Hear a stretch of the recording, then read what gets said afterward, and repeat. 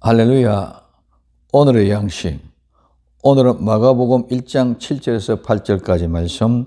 그가 전파하여 가로되 나보다 능력 많으신 이가 내 뒤에 오시나니 나는 굽혀 그의 신들매를 풀기도 감당치 못하겠노라.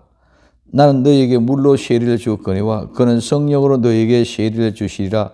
전파하여 가로되 나보다 능력이 많으신 이가 내 뒤에 오시나니. 아멘. 이 말씀을 가지고 물과 성령이라는 제목으로 생각해 봅니다. 첫째, 능력이 많으신 분입니다. 이 능력이 많다는 것은 힘이 있다는 것입니다. 강하다, 강력하다는 말입니다. 그래서 이거는 모든 것을 할 수 있다는 말에서 유래되었습니다. 그래서 침례 요한, 세례 요한은 예수님의 길을 예비로 온 사람이기 때문에 감히 예수님의 능력에 대해서 어떻게 말할 수 없는 사람, 그런 능력의 차이가 있습니다. 그래서 그는 물과 성령이랄 때 물의 세례를 자기가 부여하고 성령의 세례를 예수님께로 비유하는 모습을 봅니다.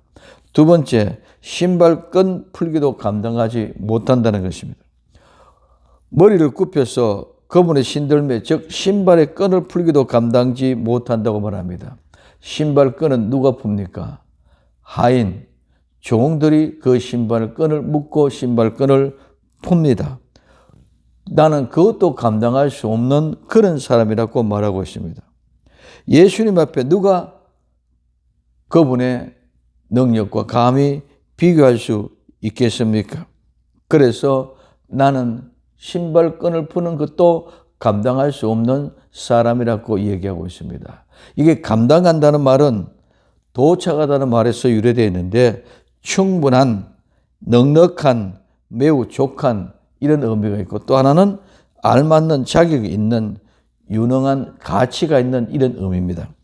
그래서 감당한다는 말은 모든 것들에 충분한 가치가 있고 자격이 있는 사람이 해야 됩니다. 그런데 세례 요한은 예수님의 신발을 끈을 푸는 것도 자기는 감당할 수 있는 그런 충분한 자격도 없다고 이렇게 얘기합니다. 예수님이 어떤 분입니까? 천지를 창조하신 분입니다. 그분은 나보다 나 자신을 더 잘 아시는 분이 그분입니다.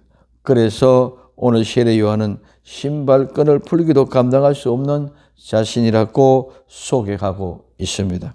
세 번째, 물로 세례를 주었거니와 그분은 성령님으로 세례를 준다고 말씀하고 있습니다. 나는 물로 침례를 주었지만 그분은 성령님으로 침례를 베푸신다고 합니다. 그러면 물과 성령님의 차이는 뭡니까? 물은 하나님이 위의 물과 아래 물로 나누신 것입니다. 성령님은 하나님 자신입니다.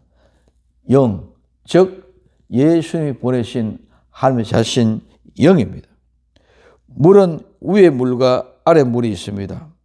위의 물은 하늘을 상징하고 아래 물은 땅을 상징합니다. 위의 물은 영이면 아래 물은 육입니다. 위의 물은 천국이면 아래 물은 지옥입니다.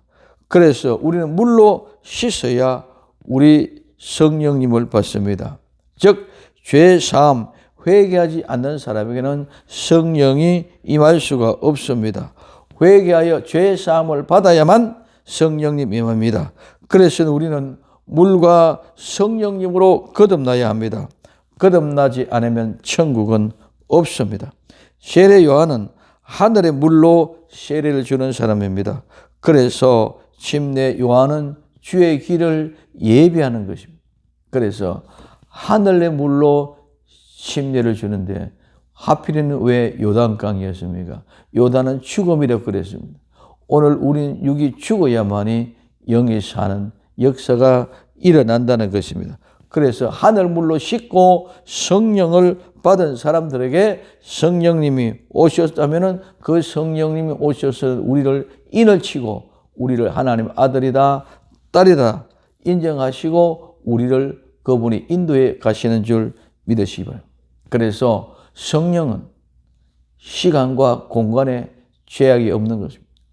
구약에서는 성막에 들어가면 물두멍에서부터 지성소까지 가는 과정의 절차가 시간이라는 것이 있습니다. 그러나 예수님이 오셔서 성령님의 역사를 통해서 그 시간의 과정이라는 것이 없어졌습니다. 그것이 시간과 공간의 개념을 없앤 거예요.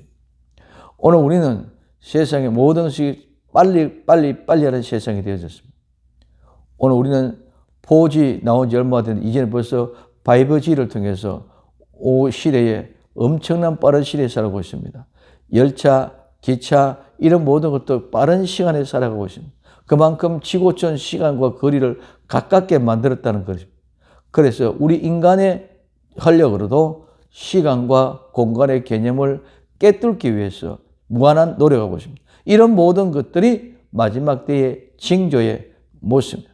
그래서 우리는 시간, 공간의 개념을 깨뚫기 위해서 계속 속도의 빠름에 진출하고 있는 그런 모습을 볼 수 있습니다.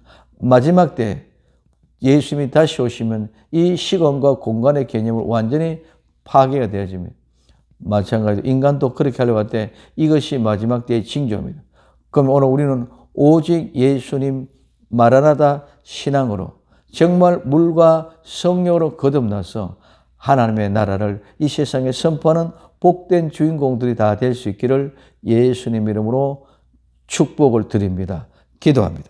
사랑하는 주님, 능력이 많으신 분, 우리는 신발끈도 풀기에 감당할 수 없는 그런 분이 오셔서 이제 우리가 물과 성령으로 침례를 통하여 죽었다가 다시 사는 거룩한 역사의 주인공이 되어 새로 변화되는 하나님의 사람들이 다 되게 하옵소서. 다시 오실 예수님의 이름으로 기도드리옵나이다. 아멘.